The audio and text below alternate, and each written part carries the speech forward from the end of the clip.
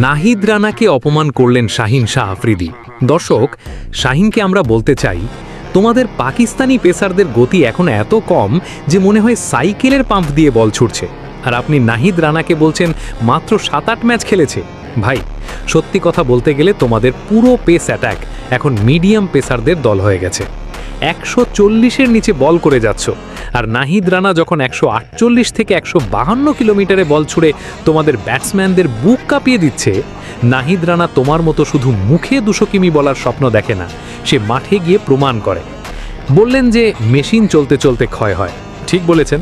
তোদের পেস ডিপার্টমেন্টটা তো অনেক আগেই পুরোপুরি ক্ষয় হয়ে গেছে, এখন শুধু ব্যাটারি চার্জ করার অজুহাত খুঁজছিস।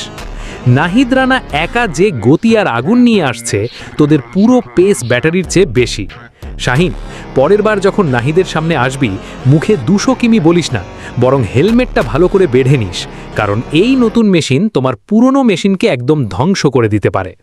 বাংলাদেশের গতি এখন পাকিস্তানের চেয়ে অনেক উপরে, তোমাদের মানতে হবে।